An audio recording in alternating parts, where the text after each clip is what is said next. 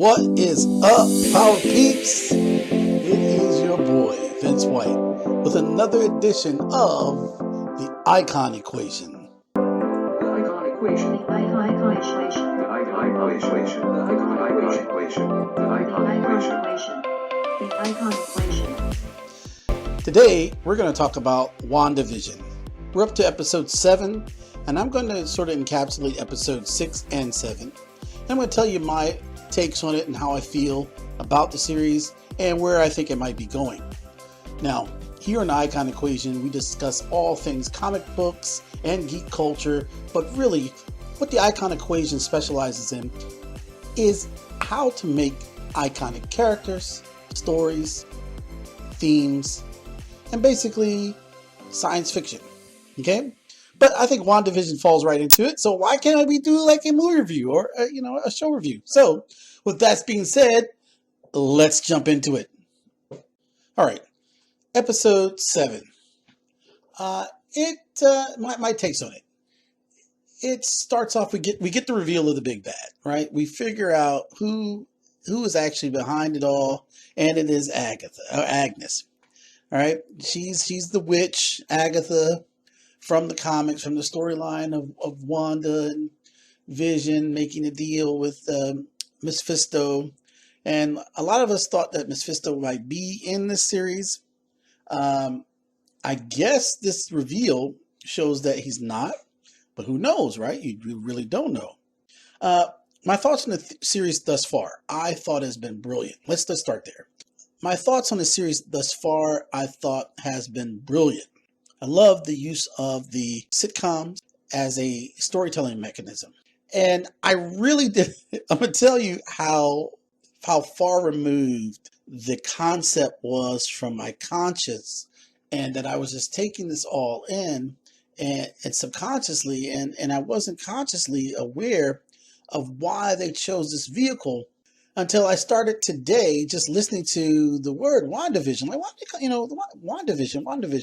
Why would they come up with this? Why this vehicle? And I didn't realize this is how stupid, you can be sometimes. I really didn't realize it was both their names put together. WandaVision merged together. Wanda and Vision merged together is WandaVision. And if you're a creative writer, that starts to get the gears turning and say, WandaVision sounds like a show, right? Television, WandaVision. I think this was the impetus for creating this story mechanism and using sitcoms to be it, right?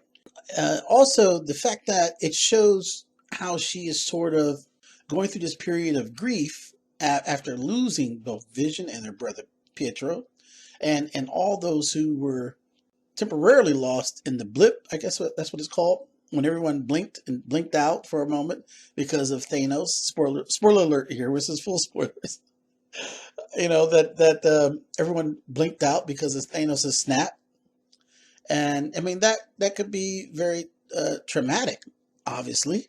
And Wanda herself, coming from a background of tragedy, being born in Sokovia, having lost her parents to the Stark raid bombs, I guess the Stark munitions that was used by, I guess, the civil warring factions inside of Sokovia, and then being tested on by her own people with the Mind Stone, I believe.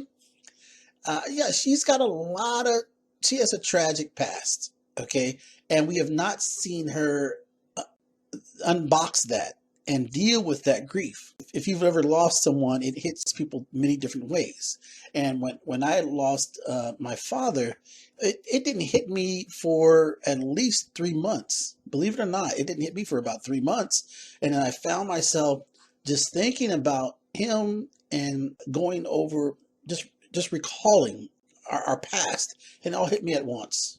So grief can hit people different ways. And if you are dare I say mutant? I don't know what to call our superheroes. Someone has the powers of the Mind Stone or some remnant thereof.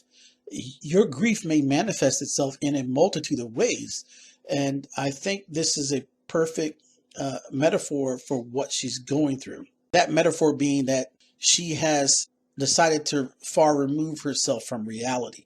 And the furthest thing I can think of from reality, but yet still be semi adjacent to it, are sitcoms. And so it makes sense that when she was deepest in, she was in some of the oldest of sitcoms. And if you know anything about the television like regulations and how stringent they were in the past, it made a maybe a false sense of a utopia that was displayed on the television, but we tried to mirror that in reality. It wasn't always an equal exchange, but television in the past was very sterile. Everyone lived in cookie cutter homes. You know, the kids came home when the street lights turned off. Shoot, they were out in the streets playing, which is something you don't see much now. We said please and thank you, and women wore aprons when they cooked. Men came home and kissed their wives. So and sat down for dinner, and everyone read a newspaper. Right? It was the nuclear family, and so her deepest separation from reality was like the I Love Lucy, Desi Arnaz sort of sitcom, the full black and white genre, and what is happening, almost like coming out of surgery, and the anesthesia is wearing off, begins to wear off. Your mind starts to regain more and more a sense of reality, right? Of the true settings that are around you. So as you go from episode to episode, she starts to weave her way slowly towards period in which we are in, where TV shows reflect more of our reality. She goes from black and white slowly into color, into more familiar, more recent sitcom shows. So that's what I see that device being. As she progresses through these shows, more and more of the reality starts to have kinks and breakdowns, because I think her suspension of disbelief is starting to fade. Whatever spell that has been cast upon her is slowly disintegrating. You're starting to see more and more kinks, and more players in the game wake up, wonder what's going on, or espouse what's happening, right? Which I think was very interesting. Okay, and I've been a fan of that process all the way up until now. There's going to be a caveat. There's going to be a caveat. I have a small chip on my shoulder, and I would definitely admonish anyone that had an issue with the show up until now. Okay, because I think you would be nitpicking and so forth. But I finally have a small bone to pick, and we'll get to that. I love the introduction of Pietro and the wild curveballs, the children growing. So many people speculated about the children and whether she had control over them and so forth. Now that the big bag has been revealed, I'm still curious about Hayward, Tyler Hayward, the commander of the sword, I guess, enclave that's sitting outside the Hex, right? I believe that in the episode 6, there was a moment where he and Monica Rambeau and the Jimmy Woo, they're trying to convince him that they need to go back in, and he's like, no, we need to destroy her. That scene seemed a bit comical to me. Not comical, but almost like a part of the sitcom itself. He was over the top, grandiose. He wasn't planted in the same seriousness that thus far seen when the camera switched to the sword part of the storyline. That moment, he actually became like an exaggeration of a character. I started to wonder, is that bad writing, or is some of the sitcom essence of the augmented reality starting to bleed out outside the Hex and causing some of this irrational behavior? I would also extend that question to the escape of Monica Rambeau and Jimmy Woo when they're being taken away by guards, and they almost cartoonishly slapstick the guards, run their fades, they give everybody haircuts. and knocked them out and dragged them, into a vehicle. It was almost comical. It's like, wait, every sword scene up until now had almost that Marvel cinematic feel to it, right? Uh, but those two scenes, the director arguing and them knocking the guards out, almost seemed cartoonish. And they knocked them out in front of a patrol that was walking right behind them. I was like, what? Nobody saw this? What's going on? It was like a it was like a bad episode of Metal Gear Solid or something. It's like they're not like the exclamation points popped over the Metal Gear Solid is a video game, and it's like a stealth game where you sneak around bases and you come up behind people. When they see you, a sound goes and the exclamation point appears over their head, and you like can karate chop them and knock them out, and drag them into like an area where the other players can't see. That's exactly what it looked like, and I was like, "What is going on? That's really cartoonish, right?" But I chalked it up to maybe the spell or whatever is leaking outward outside the hex. Now, and later on in episode 6, the hex did expand as a means to sort of protect the incursion that's happening by Sword and Vision's attempts at escaping. I thought that was very interesting that he could not escape. And I was thinking because he himself is a part of the woven reality that he couldn't exist outside of it. So fight as hard as he could, he couldn't leave. And so the reality only had one other choice, is to expand to accommodate where he's trying to go. And it converted, the entire Sword platoon into a circus, which I thought was, interesting. My bone to pick with the episode 7 is, first off, let me just make this comment about Jimmy Woo and that commercial, yogurt, Yo Magic. All right, when I saw the Yo Magic commercial, I knew, it was definitely a magician or witch, and that the Yo Magic commercial was saying that, hey, we want to feed off Yo Magic.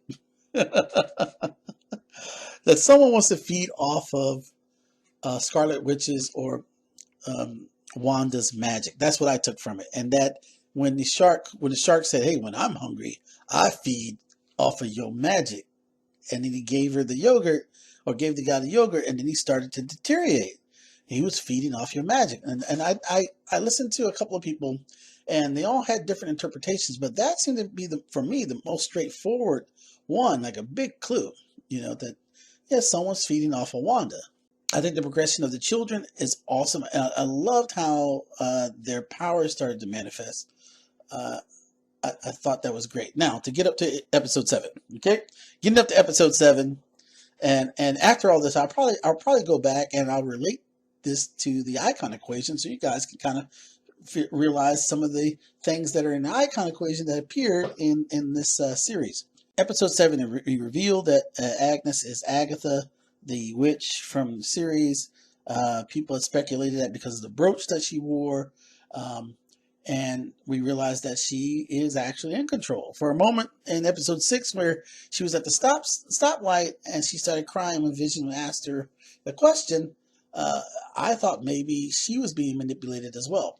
That still might be the case, but who knows? I think she's still the big bag, maybe, because I can't think of anyone else except for Tyler Haywood, the director Haywood, that could be higher up than her. My problem with the issue is, with this episode, is it seemed so straightforward, and that the release of the information was still done in the sitcom setting. And now I'm starting to feel that the sitcom setting has served its purpose, and that everything else will be the deconstruction or a direct snap out of that vehicle. That they are in reality. The false reality has broken down. The ruse is dropped. The charade is all dropped. I felt like that should have happened in this episode, and that her reveal was not done as part of a show, because it was almost like it turned to Agnes's show. It was Agnes all along, or whatever. I hope that this is just a stopgap between that the true reality presents itself in the next episode, and we are no longer dealing with that false reality, maybe remnants of it, because it's still floating around in bits and pieces. It's broken by now. It's fractured.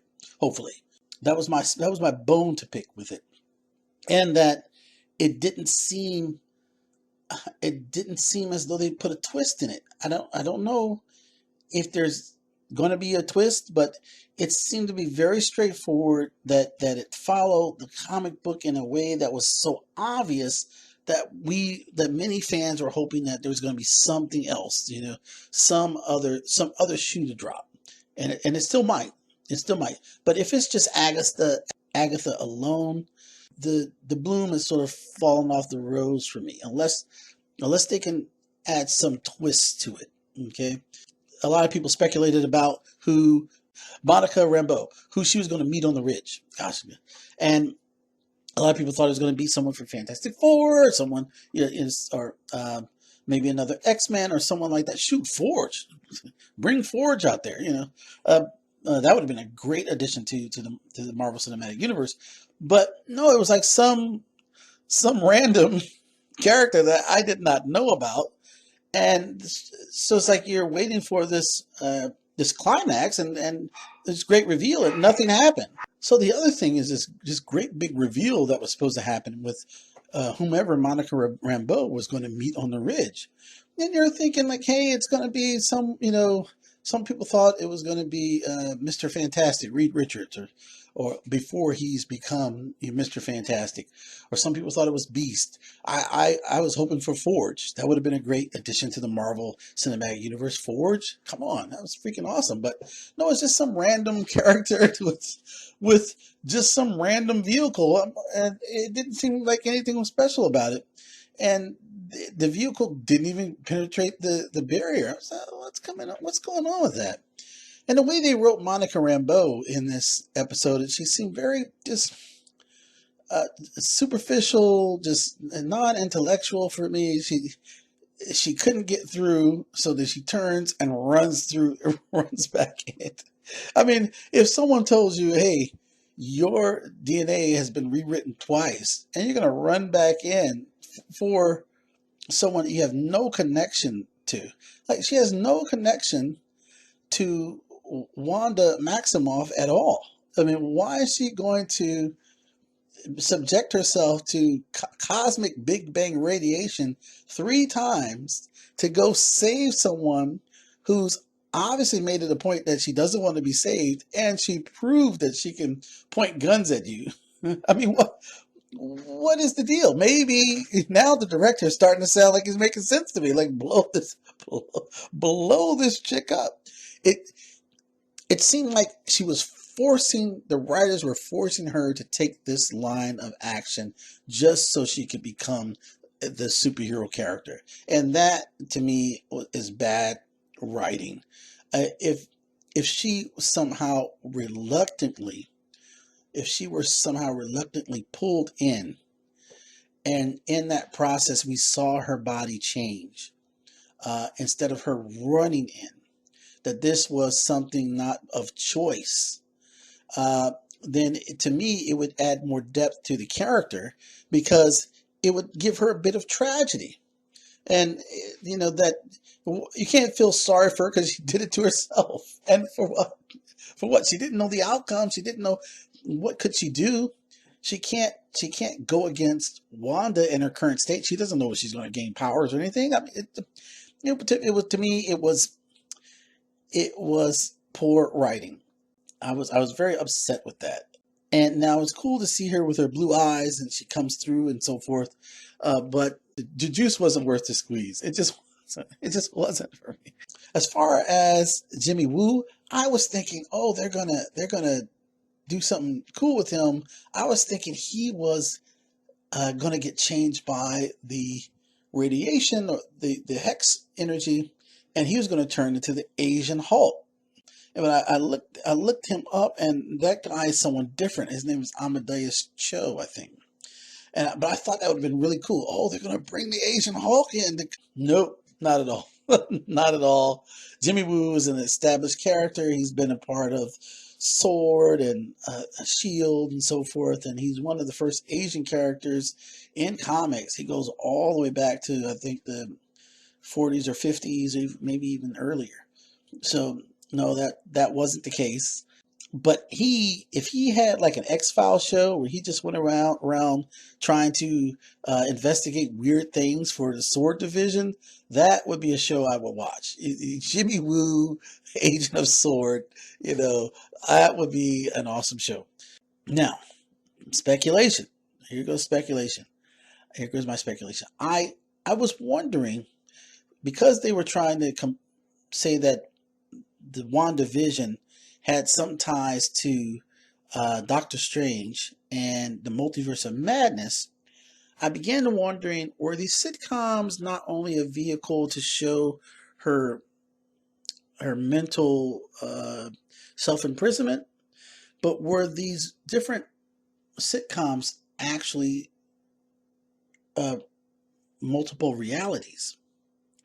And that she was shifting between realities, right? That oh, this reality is similar to Lucy, I Love Lucy. This reality is similar to Growing Pains, and that not only was she altering this reality, she was altering multiple realities. And when Pietro was brought in, I thought that was the case even more so, but they sort of killed that with Agatha being the person behind it. I thought there was a lot of great opportunities where they could start to show you the multiverse of Marvel, and that the sitcoms were a representation of that. Okay, what I'm thinking about Vision, I think he had a do not resuscitate clause where he did not want to be brought back to life if he died, and we saw that Sword was sort of experimenting on him, and now it's sort of been revealed that they were trying to rebuild him. I'm thinking it would be really cool if they were trying to rebuild Vision, maybe not Vision himself, but they were trying to create Sentinels from the Vision, because there is a mutant problem that is brewing. That's what I started thinking. Like, that would be really cool if the Sentinels were based off of Vision or something like that, and or the life model decoys. Uh, if that was their end goal, that would be cool. You bring more mythos, more Marvel mythos into the cinematic universe, and it gives you another thread to pull on that sweater of comicdom. And I thought that would be an awesome idea. Who knows what they're going to do?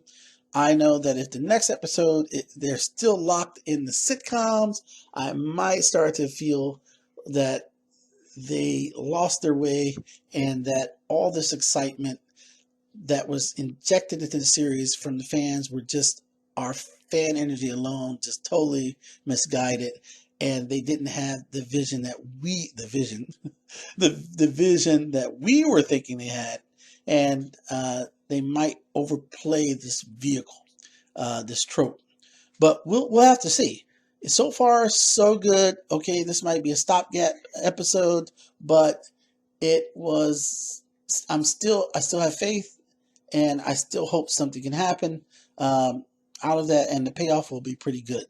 Now, with that being said, let me just wrap up with a few things that I thought were part of the icon equation. Last episode in the icon equation, I talked about building a universe, and that people read universes, and that you need to understand your universe. And part of the icon equation, there's a part in the icon equation where I say brand everything. This is a part of giving your universe character. So what I've seen them do in WandaVision is they name everything. They brand everything. The commercials have a brand. a brand name, the names harken back to something uh, in the Marvel Cinematic Universe. But if I can clarify this even more so, what I mean by that is, it does your universe. I asked last time. I said, if your character is hanging from a building, what type of building? Uh, what type of glass? I didn't elaborate on that enough. What I mean is, in your reality, it's still.